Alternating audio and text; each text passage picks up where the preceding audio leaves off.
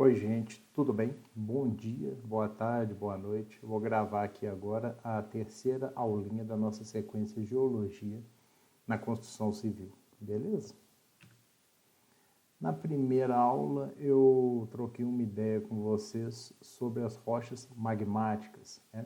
Essas rochas magmáticas, elas são oriundas do magma. Você até vê agora aí na tela um vídeo mostrando o que é o magma, mostrei esse vídeo lá na primeira aula e tal, e expliquei o que seriam os magmas félsico, os magmas máfico, quando esses magmas se resfriam de uma maneira intrusiva, extrusiva, tá?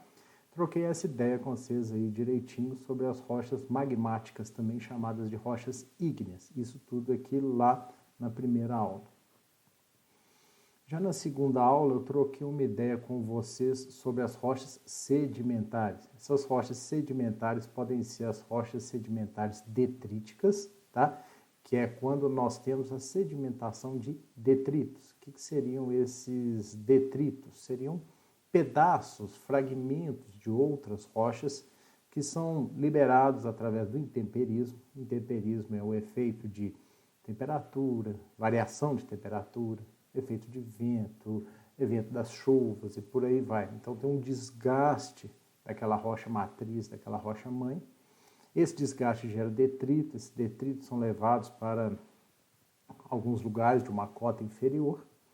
Lembrando que a gente está sempre aqui falando de eras geológicas, milhões de anos, dezenas de milhões, centenas de milhões de anos, beleza?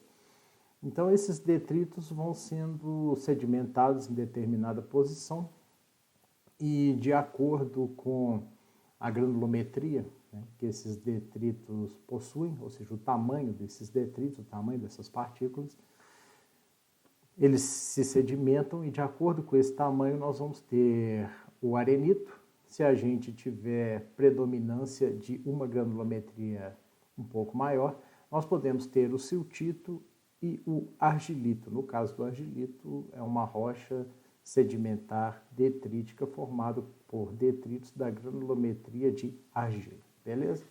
Lembrando até um pouco da primeira aula, eu vou fazer uma ligação aqui, quando a gente tem o arenito, né, que a gente tem partículas ali na faixa de areia, são partículas ricas em óxido de silício, ou seja, a sílica, tá? São partículas um pouco mais leves e um pouco mais duras. Eu expliquei essa questão da ligação química da sílica, do óxido de silício, né?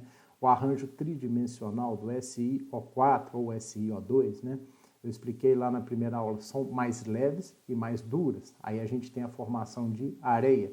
Então, quando a gente tem uma rocha magmática, félsica, com maior teor de SiO2, nós temos uma maior resistência física e uma maior resistência química, ou seja, uma maior resistência de modo geral ao intemperismo.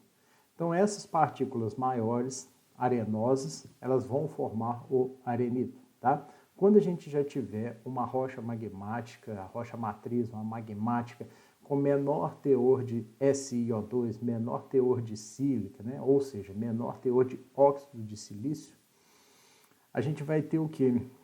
Uma rocha mais rica em ferro e magnésio. Por isso o nome dela é uma rocha máfica, tá? Essa rocha ela vai ser composta por argilominerais e esses argilominerais têm uma menor resistência física e química em relação ao quartzo, tá? Então a gente vai ter o que? A formação de partículas argilosas. Essas partículas de tamanho de argila, quando forem se sedimentar, vão formar o argilito, tá?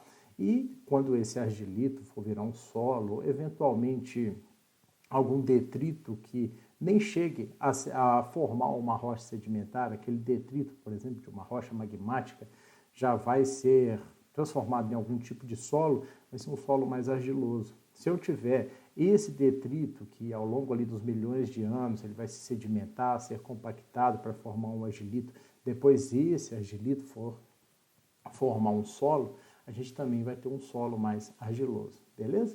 Diferentemente do solo formado dos arenitos. Esse solo formado dos arenitos, obviamente, vai ser um solo mais arenoso.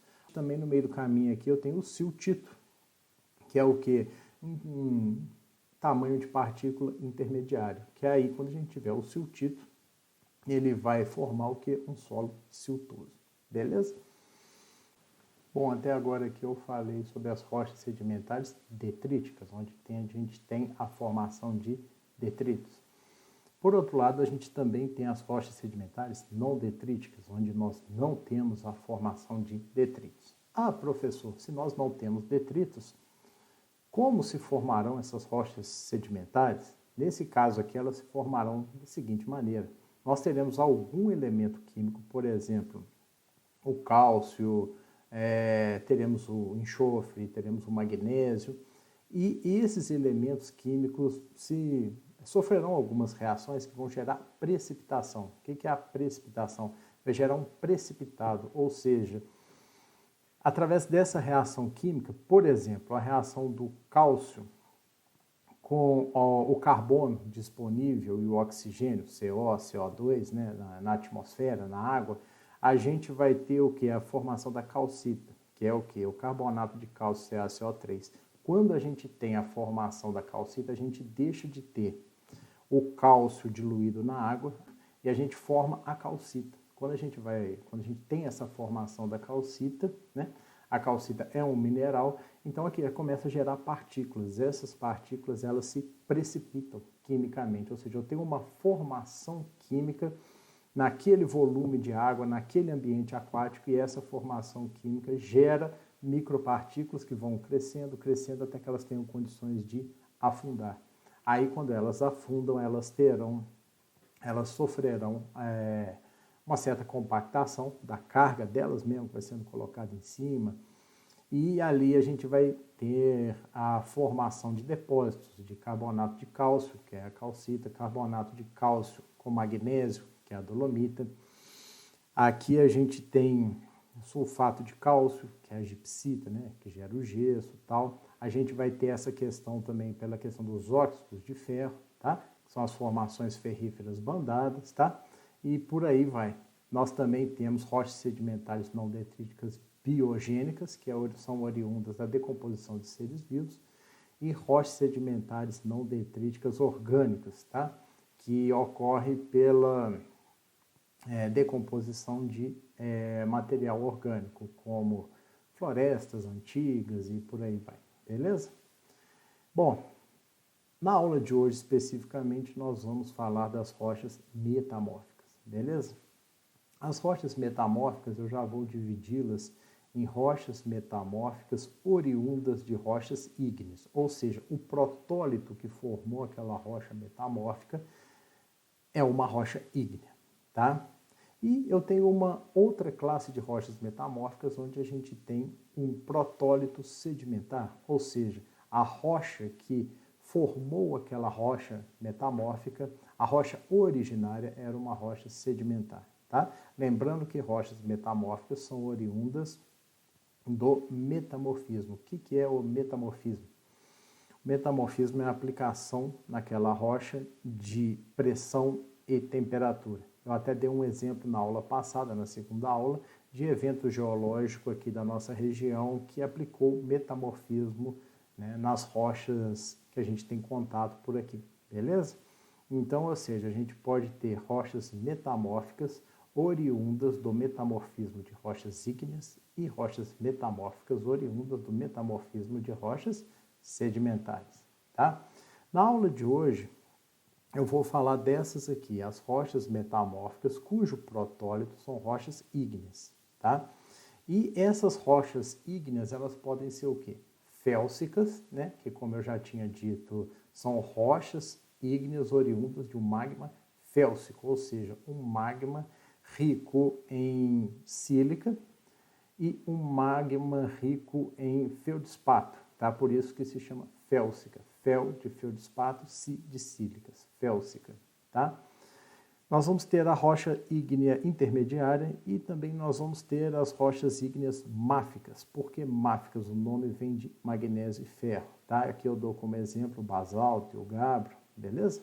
Falei isso lá na primeira aula. Nessa aula aqui também eu vou introduzir o conceito das rochas ultramáficas, tá? Ah, professor, por que você não falou isso na primeira aula? Olha, porque senão a primeira aula ia ficar mais chatinha do que já foi. Ela já foi uma aula um pouco carregada, foi uma aula até um pouco chata de eu editar, né, aqui. E quanto às rochas metamórficas oriundas das rochas sedimentares, ou seja, rochas metamórficas cujos protólitos são sedimentares, né? São rochas metamórficas que a origem dela foi o quê? Alguma rocha sedimentar submetida a calor e pressão, beleza? Dessas aqui, nós podemos ter como protólito as rochas argilosas, as rochas quartzosas, formações ferríferas bandadas e as rochas carbonadas. Nessa aula aqui de hoje, eu vou falar desse tipo aqui apenas, ó, as rochas metamórficas, oriundas de rochas sedimentares, e quando essas rochas sedimentares são as rochas argilosas. Aqui eu vou encerrar a aula de hoje, beleza? E na quarta aula eu vou falar dessas outras aqui que faltam, tá? E da parte de material laterítico residual também, que é canga e bauxita, beleza? Bom, como eu sempre digo, produtos, marcas e empresas são citados nessa apresentação apenas como exemplos e fontes de informação. Não são uma indicação, referência ou preferência do autor, beleza? Os sites indicados foram acessados em janeiro de 2023, caso não informado.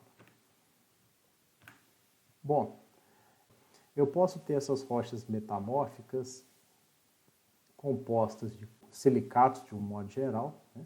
Mais óxidos e hidróxidos de ferro, tá? Mais a calcita, que é o CaCO3, carbonato de cálcio, mais a dolomita, que é o carbonato de cálcio e magnésio e outros, por aí vão. Essa aí é basicamente a composição.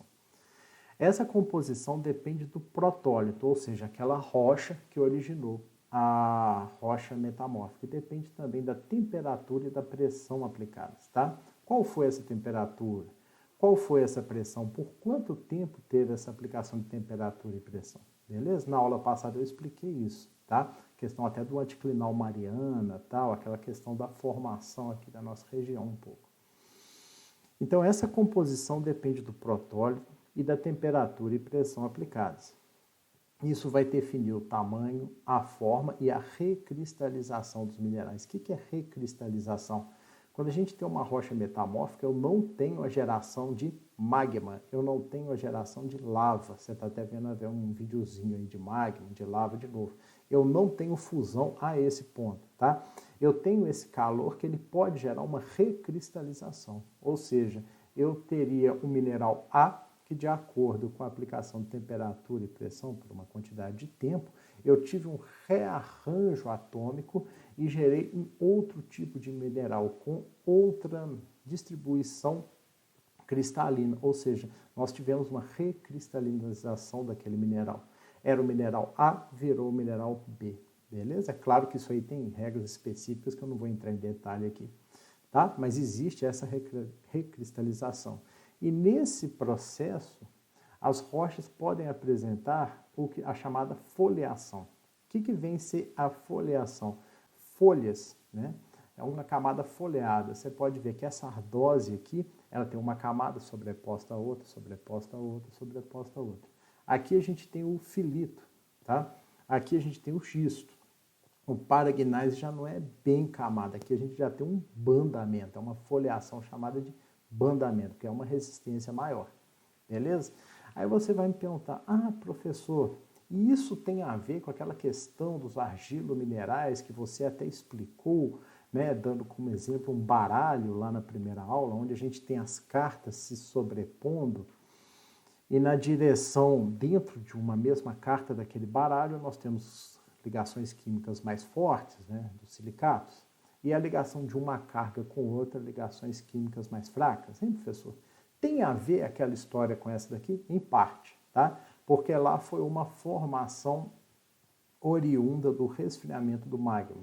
Aqui foi uma formação oriunda de um rearranjo dos minerais já existentes, uma recristalização, tá? E vamos supor, até pegando esse filito aqui, que ele é até da nossa região, considerando aquela geração daquele evento metamórfico anticlinal Mariana que eu falei na aula passada, no momento que a gente coloca uma pressão nesse sentido que você está vendo aqui, ó, imagina que a gente está colocando essa pressão aqui, por exemplo, igual meu dedo está fazendo nesse celular aqui, ó, estou colocando essa pressão aqui. O que acontece? Isso me dá uma tendência a uma recristalização de uma maneira que eu gere esta clivagem, esse tipo de foliação aqui. Deu para vocês perceberem? E isso daí é função de quê?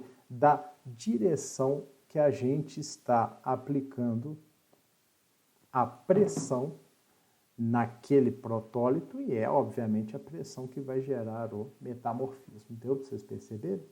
Interessante isso daí, né? Então eu vou, no decorrer dessa aula, apresentar alguns tipos de rochas e vocês vão reparar, por exemplo, que essas rochas, elas são de uma sequência metamórfica, ou seja, vamos supor que eu tenha aqui um protólito argiloso, vamos supor um argilito. Se esse argilito sofrer um metamorfismo de um grau metamórfico mais baixo, ou seja, um valor menor de temperatura e de pressão, um grau metamórfico mais baixo, a gente vai ter a geração de uma ardose. Se eu tiver um grau metamórfico um pouco maior, ou seja, um pouco mais de pressão e temperatura, a gente já vai ter o filito, que esse é o filito da nossa região. Esse é a faixa do grau metamórfico que a gente teve aqui na nossa região. Se a gente tiver esse grau metamórfico um pouco mais elevado, a gente tem também o xisto, igual você está vendo aqui. Tá? Um grau metamórfico mais alto ainda, a gente tem o gneiss, tá? Considerando que nesse caso aqui, eu estou falando paragneiss, por quê? Porque é um gneiss formado a partir de um protólito sedimentar. Daqui a pouco nós vamos ver também um gneiss formado a partir de um protólito ígneo, nesse caso aí a gente chama de ortogneiss, beleza? Depois do gneiss a gente tem o migmatito, que eu não coloquei nesse slide aqui, mas a gente vai ver ele aqui à frente também. Então, nessa questão eu acho interessante a gente fazer o seguinte, quanto maior o grau metamórfico, quanto maior a intensidade da temperatura e pressão, maior a resistência da rocha metamórfica. Por exemplo, esse paragneiss aqui tem uma resistência muito maior do que esse filito, do que essa ardose aqui, beleza?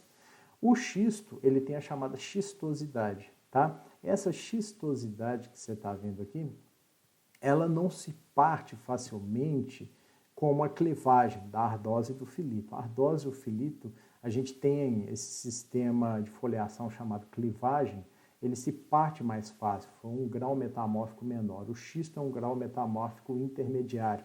Você ainda consegue ter ali alguma condição dessas placas se partirem e tal, mas ele já tem uma resistência maior. Quando a gente tem o gneiss, né, no caso específico aqui estou chamando de paragneiss, porque é um gneiss de protólito sedimentar, e esse gneiss ele já vai ter o quê? Uma resistência bem maior. Tá? Você pode ver aqui que esse bandamento, eu já não tenho condição de partir seguindo o bandamento igual eu tenho, por exemplo, da ardose e do filito. Beleza? Bom, então eu achei interessante a gente ver aqui que a gente tem graus metamórficos de acordo com uma sequência metamórfica, ardose, filito, xisto, gneiss. E nesse caso aqui a gente tem a clivagem, que é uma menor resistência, a xistosidade e a gente tem o bandamento gnéisico, tá? Inclusive você vê muito gneiss por aí, quando você vê essas faixas aqui, já é a caracterização de um gneiss. Esse é o bandamento gnéisico. Bom, agora começando na sequência propriamente dita, você pode ver aqui, ó, a gente tem rochas metamórficas de protólito ígneo. Quando eu tiver um protólito félsico, ou seja, rico em feldspato, em sílica, né? Como exemplo a gente tem o que? O granito, o riolito, tá? Se eu tiver esse protólito e esse protólito for submetido ao metamorfismo, a gente tem a seguinte sequência metamórfica. Eu vou ter, por exemplo, o granito. Quando esse granito sofrer um metamorfismo de um grau mais baixo, né, um baixo grau metamórfico, a gente vai ter o xisto. À medida que eu tiver um grau metamórfico elevado, a gente vai ter o ortogneiss. Tá? E por último, o migmatito. Esse migmatito aqui é da nossa região, ele é de Engenheiro Correia. Tá? Eu até cito o trabalho aqui da onde eu extraí esse material, esse trabalho de 2018. Tá? Tem muita coisa interessante aí, é o migmatito de Engenheiro Correia. Tá? Bom, ainda falando das rochas metamórficas cujos protólitos são ígneos, né? A gente tem também um protólito ou intermediário ou máfico, tá? Nesses casos aqui, que eu já estou até falando junto aqui, dos protólitos intermediários e máficos, a gente vai ter a seguinte sequência, tá? Vamos supor que eu tenho o protólito diorito, igual você está vendo aqui. No momento que eu tenho esse protólito diorito, a gente vai ter, quando for o caso, né, de um baixo grau metamórfico, a gente vai ter um xisto, mais especificamente o xisto verde. Depois a gente vai ter o anfibolito e a gente vai ter depois a formação do gneiss, beleza? No caso aqui, como eu digo, o ortogneiss. E por último, o migmatito, tá?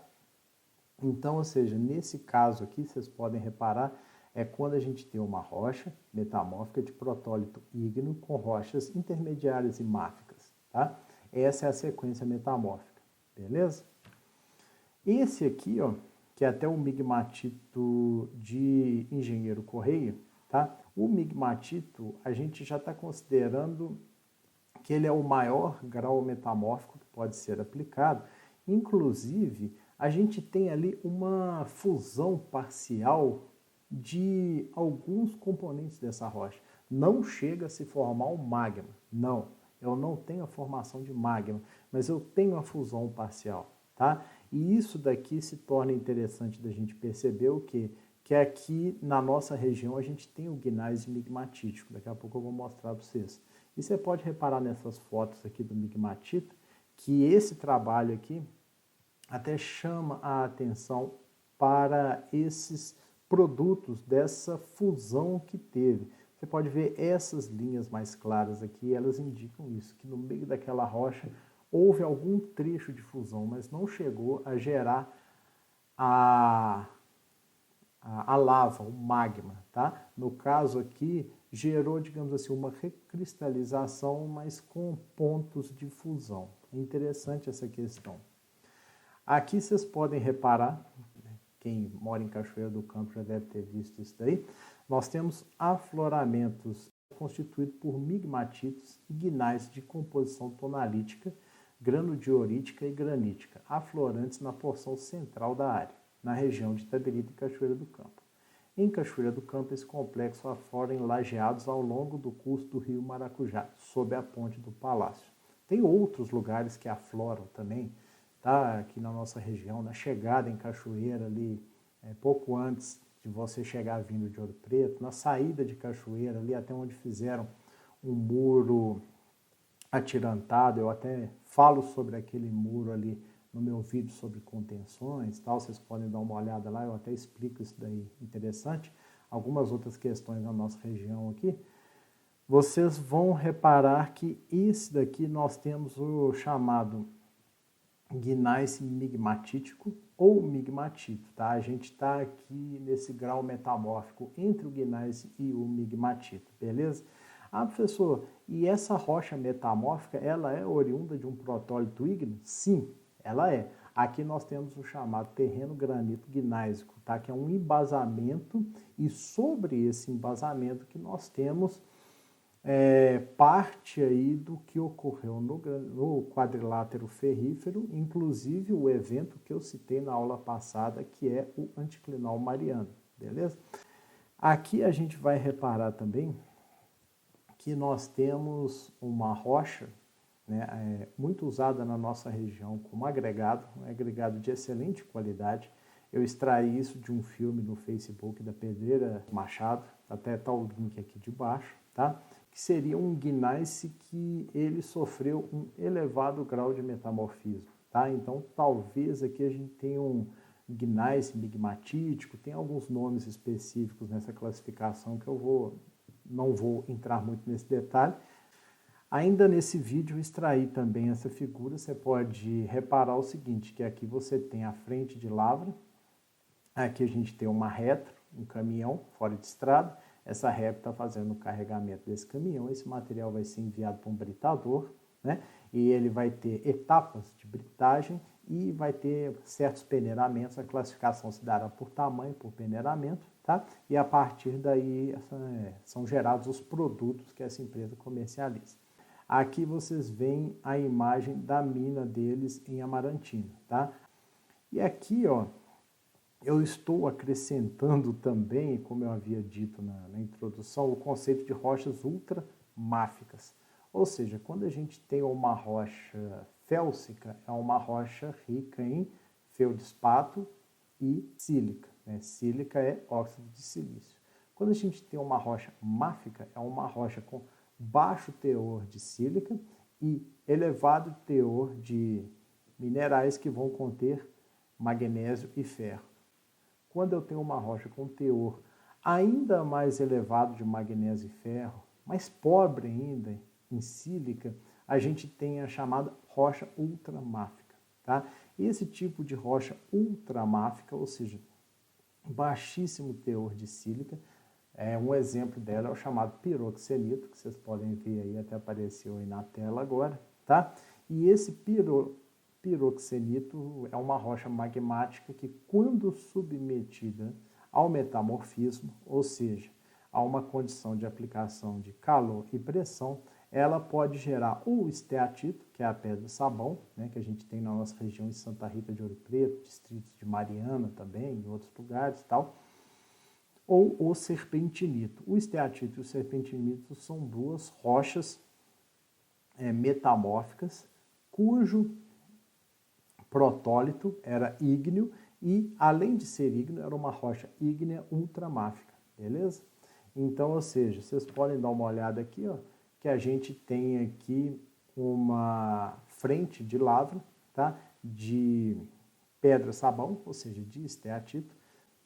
Ela está aqui encaixada dentro de uma grande variedade de outras formações rochosas que não são de interesse, que é o chamado estéreo, né? Você pode ver que ela está aqui, são formadas bancadas, dessas bancadas são extraídos blocos, esses blocos são serrados e a partir dessas placas, né, que são os blocos depois de serrado, a gente tem várias aplicações. Você pode ver aqui o tampão dessa bancada e tal, e também tem toda aquela questão de arte em pedra-sabão, né?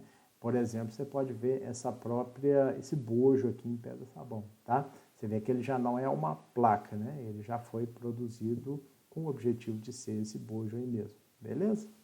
Esse daí é o chamado esteatito. Bom, gente, agora ainda falando aqui de rochas metamórficas, porém, agora nós vamos falar um pouco dos protólitos sedimentares, tá? Nesse caso aqui, vamos supor que a gente tenha um protólito sedimentar argiloso, por exemplo, o argilito ou o siltito. Vou pegar aqui um pouco também a fração granulométrica gerada ali do silt também, beleza? Ou seja, a gente vai ter uma rocha sedimentar argilosa ou siltosa, tá? Essa rocha sedimentar, quando ela sofre um baixo grau metamórfico, a gente tem a geração da ardose, igual você está vendo aqui. Se eu tiver um grau metamórfico um pouco mais elevado, essa rocha sedimentar não mais se transforma na ardose. Agora ela vai se transformar no filito, tá? Lembrando que tanto a ardósia quanto o filito, nós ainda temos a clivagem ardosiana neles aqui, que é um tipo de foliação específico para rochas metamórficas de baixo grau metamórfico, beleza? Seguindo aqui, essa questão aqui que vocês podem até ver em verde aqui, que a gente tem a sequência metamórfica, essa rocha sedimentar argilosa, quando eu tiver um grau metamórfico ainda um pouco maior, a gente vai ter o quê? A geração não mais do filito, agora a gente vai ter a geração do xisto, tá? Inclusive você identifica nele aqui a chamada xistosidade.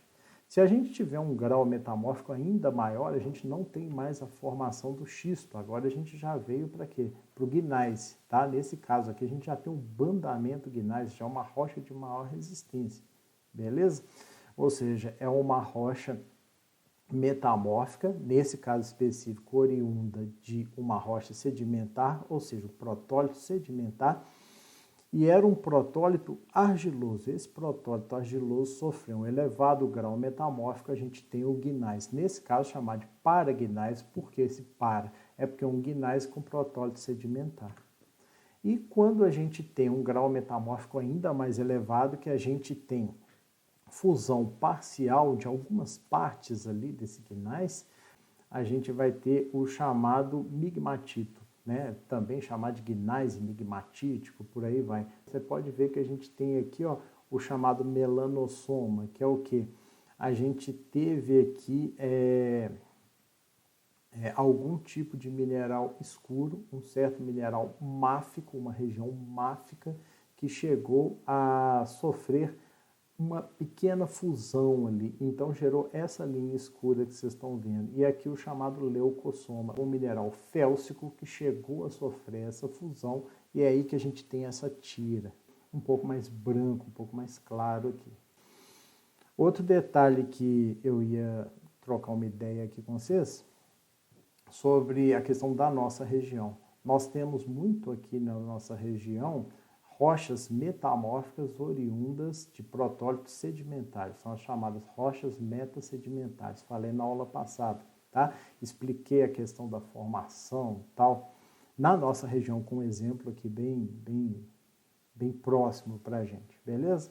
E assim, a fração que a gente tem de rocha sedimentar argilosa, que seria o protólito dessa sequência metamórfica aqui, na nossa região, por exemplo, nós temos esse filito aqui, tá? Essa amostra aqui, até desse material aqui que eu acessei em 2015, é um filito prateado da BR-356 entre Cachoeiro do Campo e Ouro Preto, é do CPRM, tá? E essa foto eu achei muito interessante, é o filito dessa região aqui. Aqui eu já estou colocando você indo de Ouro Preto para Cachoeiro, veja a sua direita, você vai ver esse muro gabião aqui, que está meio como um muro de espera, né? Esperando um pouco ali algo que desça. Aqui, em determinado momento, até teve uma certa ruptura, foi algo que teve um grande volume de material que desceu aí, né? Então, ou seja, aqui a gente tem um exemplo de um filito, né, da nossa região, que ele é oriundo de um protólito sedimentar argiloso, beleza? Nessa mesma região aqui, eu peguei algumas figuras do Google Earth. Você pode reparar que em 2009 a gente tinha esse perfil aqui. A gente vê que aqui tem uma pequena movimentação de material. Você pode ver aqui que já até preencheu a sarjeta, né? E você pode ver que pela cor do material, né, quando a gente tem ele aqui, você vê que essa cor aqui já é um lance um pouco meio prateado, tá? Já dá para você perceber. Depois, em 2012, teve uma ruptura muito grande de material aí, tá? Foi nas chuvas da virada de ano 2011 para 2012, tá? Então, aqui você vê, já tinha sido removido o material, já estava liberada a pista, e aqui a gente tinha uma retroescavadeira, a gente tinha um caminhão aqui recebendo esse material. Você vê que essa retroescavadeira, ela está trabalhando numa cota aí, 3, 4 metros acima do nível do asfalto. Ela estava fazendo umas bancadas, tá? Fazendo um retaludamento, tá? Você pode reparar direitinho, tem toda uma sinalização e tal. Essa questão estavam tirando essa terra, aliviando um pouco esse solo, tá?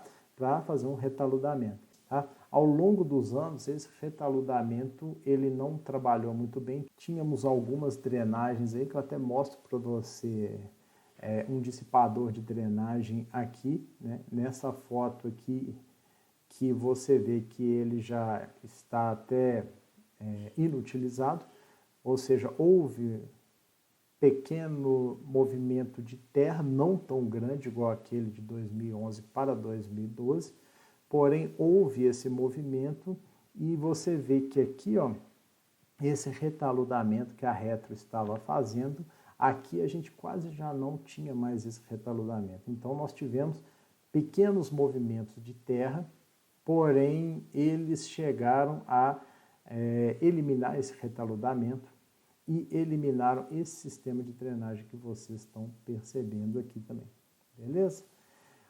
Hoje nós temos isso daqui, tá? Então, esse daqui é um exemplo do filito, né, prateado, de um filito típico da nossa região aqui, beleza? Próximo ali, um pouco para baixo, ainda descendo para a cachoeira, você pode ver essa feição aqui, é naquela curva. A gente tem aqui também o filito, em diferentes graus de intemperismo, ou seja, aos poucos ele está virando solo, né? Isso demora milhares, milhões de anos, mas ele vai, toda rocha, a tendência é virar o solo, mesmo que isso demore milhões e milhões de anos, tá? E eu queria que você observasse o seguinte, que esse filito aqui, ó, a gente tem aqui a direção do mergulho dele. Olha para você ver como que o mergulho dele aqui, ó, mergulho é o quê? São essas camadas que vão sendo sobrepostas dele aqui, tá? Já falei com você da formação da camada um pouco antes nessa aula aqui mesmo, beleza? Que a gente tem, por exemplo, a aplicação da pressão, como se fossem meus dedos aqui, então tem uma tendência que essas camadas fiquem nesse sentido. E como a gente teve a aplicação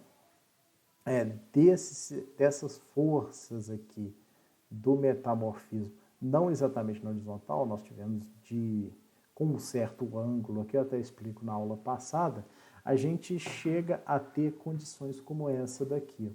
Você pode reparar que esse mergulho aqui, ele é no sentido da estrada. Nesse outro caso aqui, ó, que é perto do viaduto do Funil, a gente tem um mergulho, mas aqui a gente já tem um mergulho paralelo ao eixo do asfalto, ou seja, é um mergulho que não é na direção da gente ter o escorregamento do talude para dentro do asfalto, tá? E isso daí é muito interessante, porque quando a gente tem essa tendência das camadas se escorregarem uma sobre a outra, no sentido que a gente precisa que aquele talude esteja estável, isso daqui se torna um grande problema. Já essa outra aqui, quando você passar lá, você pode reparar. Essas linhas aqui que você está vendo, ó, que são a indicação das camadas, ou seja, do mergulho, o mergulho não está no sentido de deslizamento do talude, ele está a 90 graus. Então a gente faz um corte e o corte fica estável, viu? Para vocês perceberem. Na próxima aula, eu vou explicar isso daí um pouco mais detalhado para vocês. Ok? Ô, gente, era isso aí. Muito obrigado pela atenção. Um grande abraço aí. Tchau.